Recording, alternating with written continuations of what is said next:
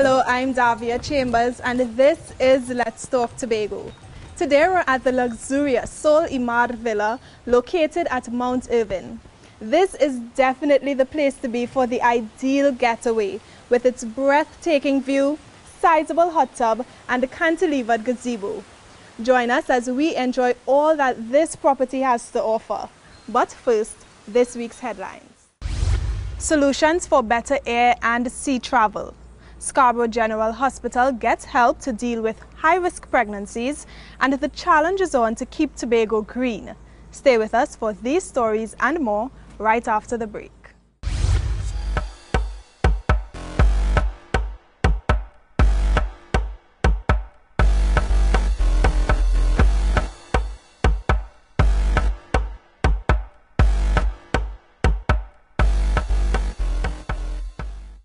This is Let's Talk Tobago.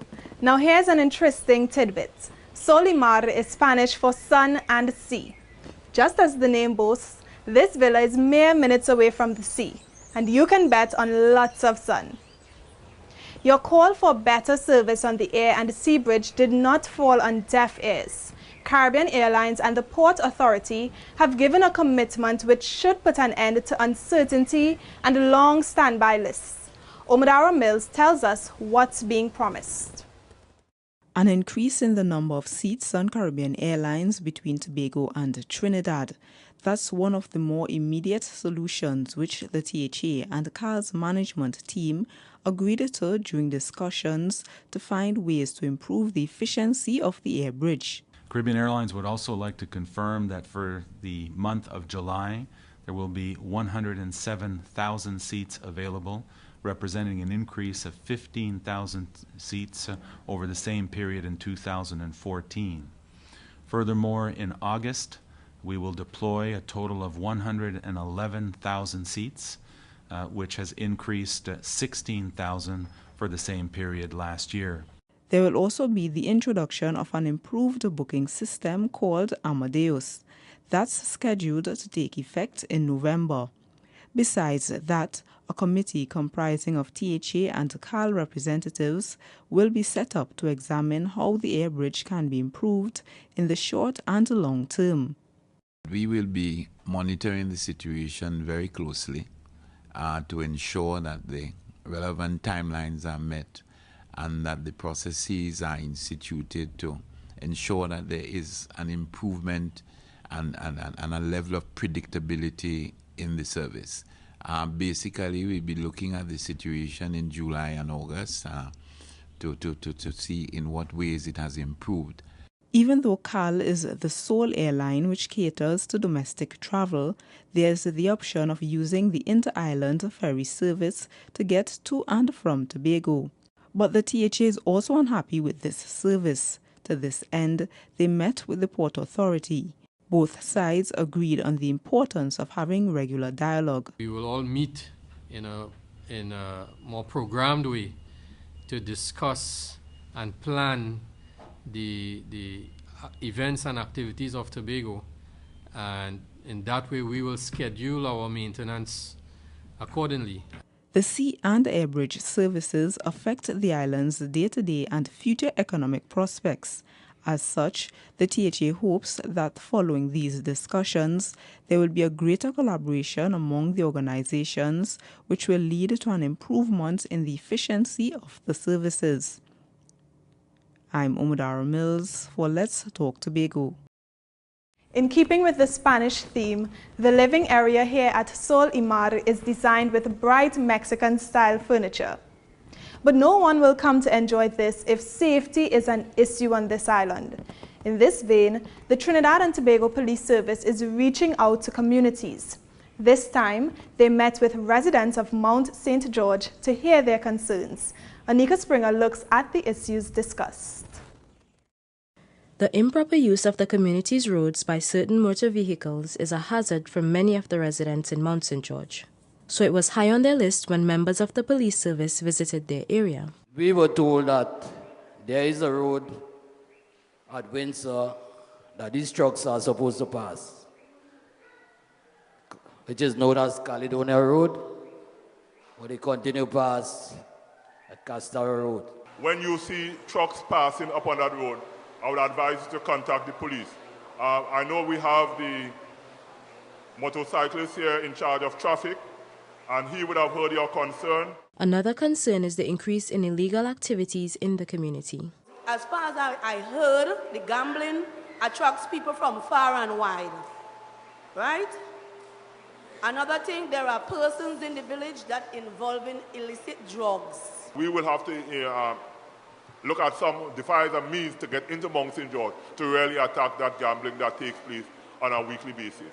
But we are aware of it, and we are going to take the necessary action. Both the residents and the police want to build a better relationship with each other, and there are plans to do so. We would want to meet with you, not on this forum, but from time to time, as you may be approached by the station commanders to form our station councils, where they meet every month so that you can air your grievances and even make suggestions how we can better police your area.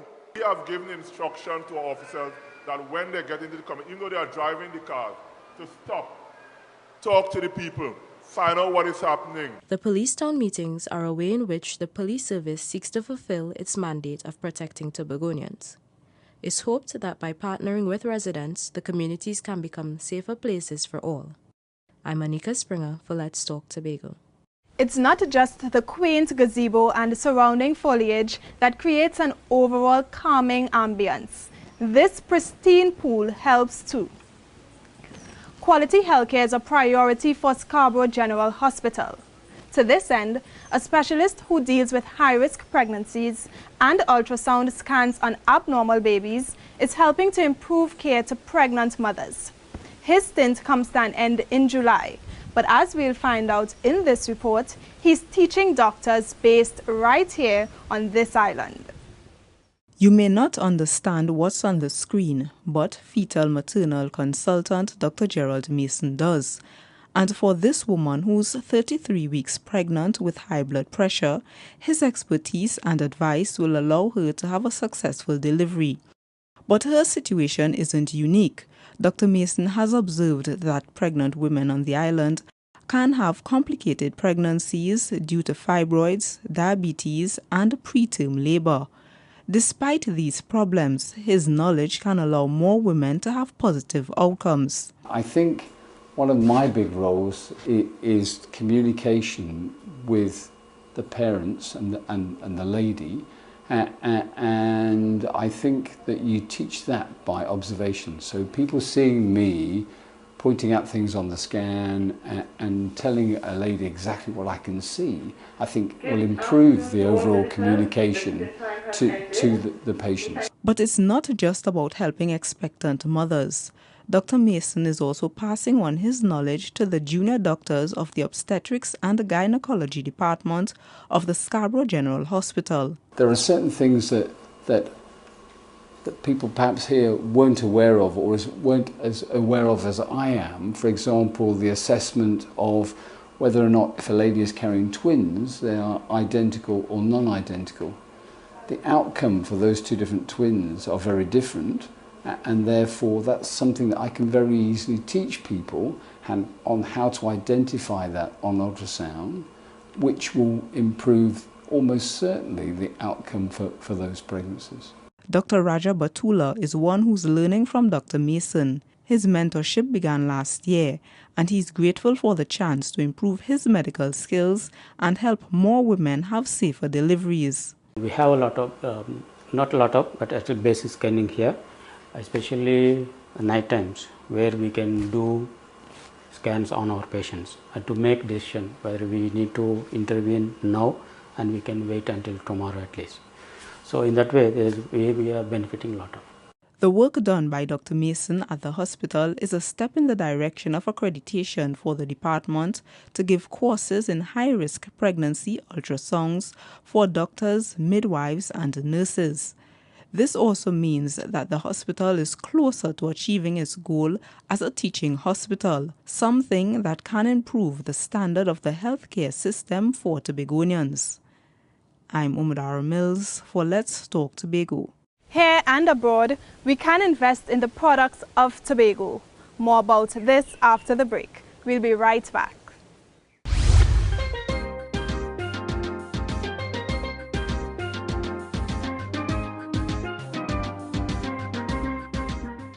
Welcome back to Let's Talk Tobago. Today we're at Sol Imar. You know, a splash of color is always a nice touch on your walls or even in your artwork. Local food producers showcased their Tobago products at one of the biggest food shows in New York City. The event is perfect for unknown businesses trying to get their names out there. Let's find out how that experience is translating into new sales. This process is the start of the cornmeal dumpling making done by the owner and manager of Springtime Foods, Charmaine Springer. Dumplings, which ended up on display in its raw form or paired with other local foods for the taste buds of patrons at the 61st Summer Fancy Food Fair held in New York, an experience that's already showing promise. We had a lot of leads, which we are following up right now through an email and even phone conversations.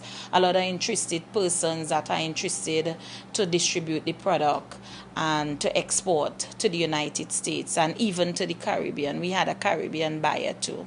Simply Delightful, Flavor Me Right, Caribbean Exotic, and Smart Food Caribbean were the 4 other Tobago-based businesses at the fair.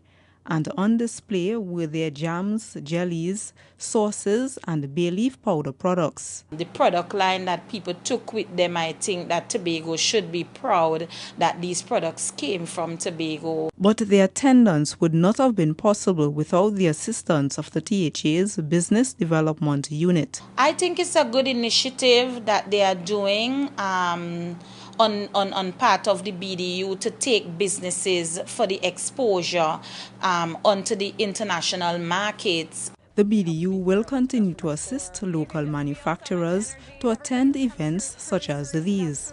That's because it's part of the unit's mandate to encourage networking and to identify international and regional markets for export. Also, the outcome of the fair shows that local businesses can make an impact on the global stage. I'm Umadara Mills for Let's Talk Tobago. This hot tub doesn't disappoint. It's spacious enough to have an entire family lounge in it. And just because it's vacation time doesn't mean learning new things has to stop. The Scarborough Library has activities galore for children. Do you have a pencil and paper? You may want to take notes on the classes available. They would not be able to experience the real thing, but making their own erupting volcano is just one of the activities about 30 children will learn to do under the Scarborough Library Facility's Young Adult Vacation Program. But that's not all. They are also learning how to use various computer application programs such as PowerPoint, Publisher, and Photoshop. I joined because I like computers and to create apps. Other activities include balloon art, web design, music production, and videography. Programs aimed at allowing them to prepare for the world beyond the classrooms. We create a space where not only can they come and they partake in academics, but they learn things with their hands. So it's something that they can take with them in the future, because entrepreneurship, you can make bracelets and sell. Right, so these are skills apart from academics that they would also take with them in the future. But it's not just for teenagers.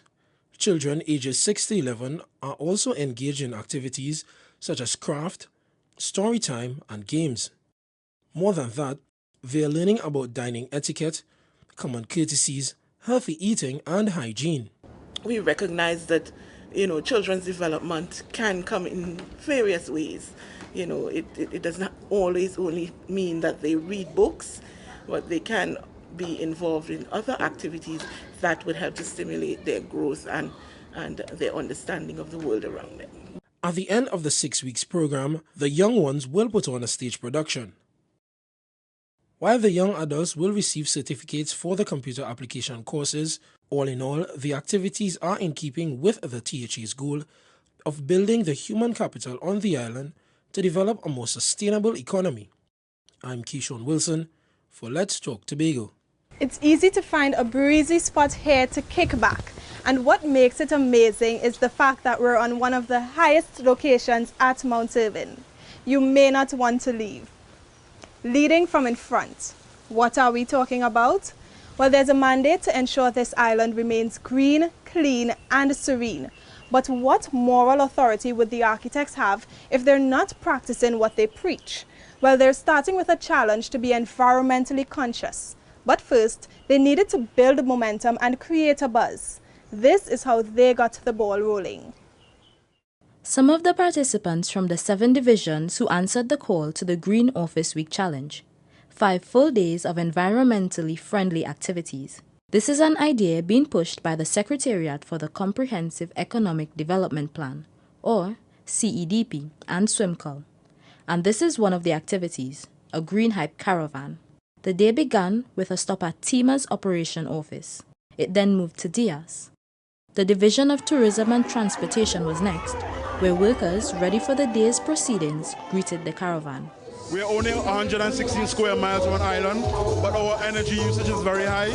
So we need to ensure that, that we're using our energy wisely. And we're recycling, we're reusing, and that kind of thing. So I'm looking forward to it. I think it's a great initiative. I think it can go a long way in setting practices or even starting new habits and breaking bad habits.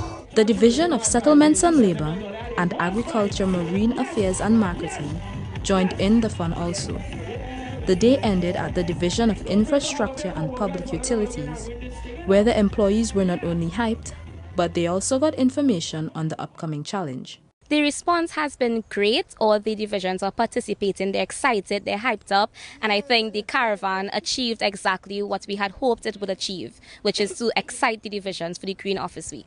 For the divisions to preach the Clean, Green, Safe and Serene initiative, they need to believe it themselves and ingrain it into their value system and to have the moral authority to ask the rest of the population to do the same.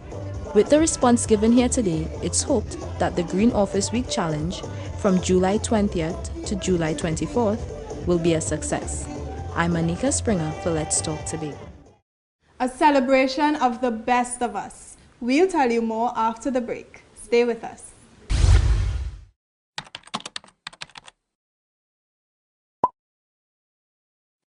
Hey, why don't you step into the Scarborough Library facility? It has all the knowledge of our land, people and heritage that you just won't find online. The Scarborough Library facility is now open. Tobago Library Services. Information inspires innovation.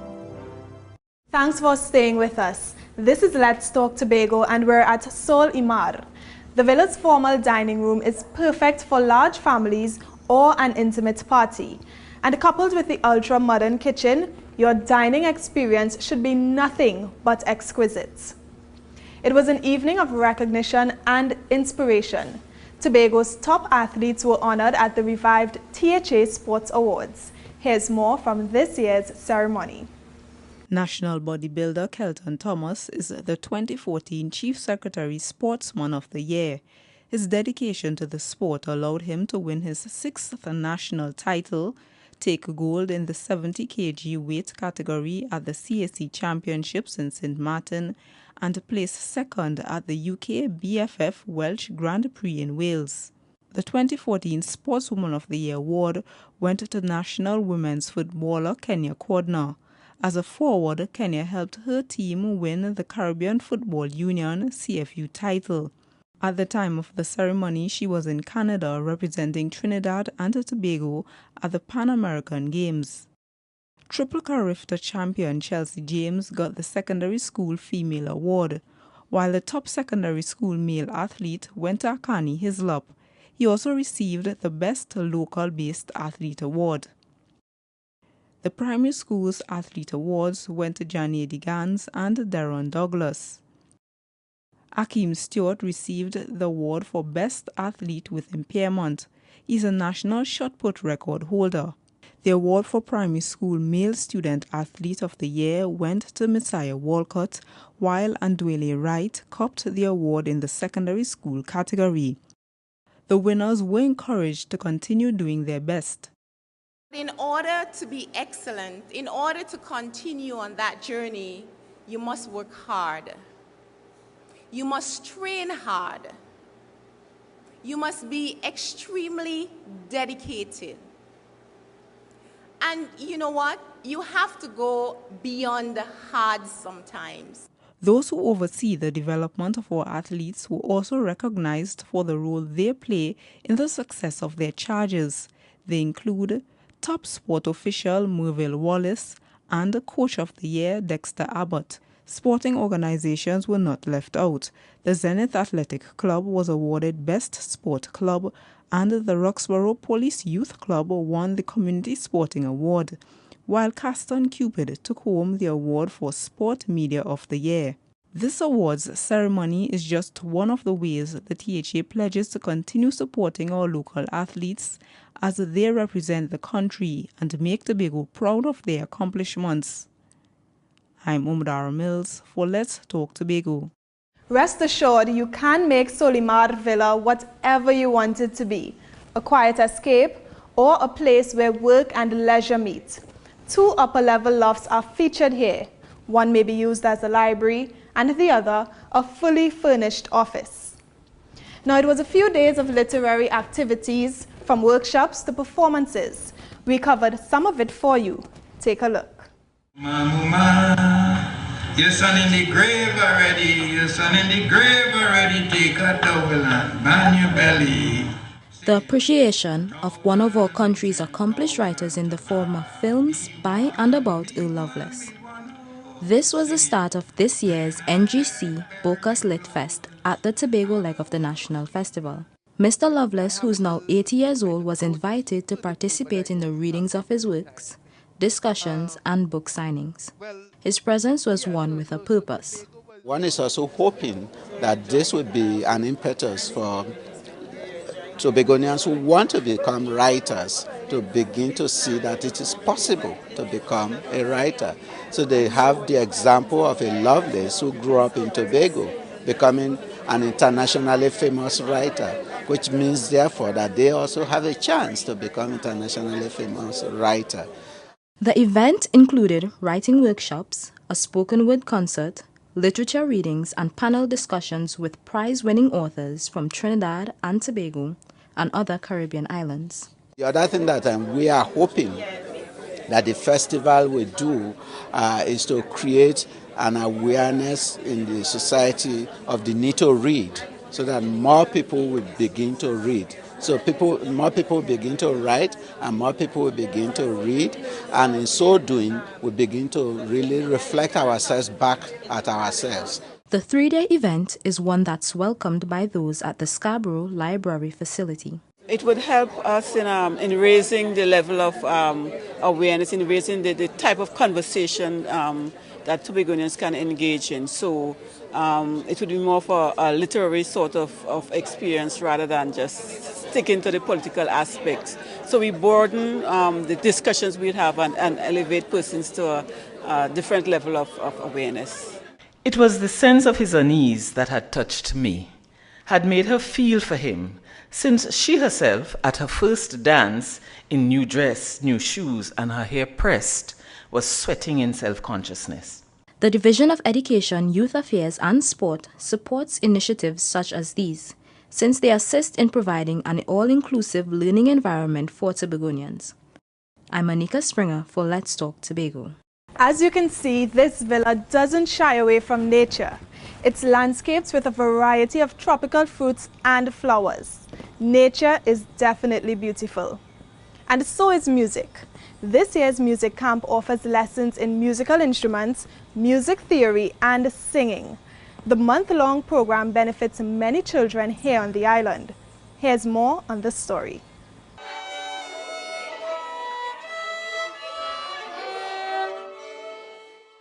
13-year-old Luke Trim can be called a music camp veteran. He's been coming here honing his violin skills since the camp started in 2010.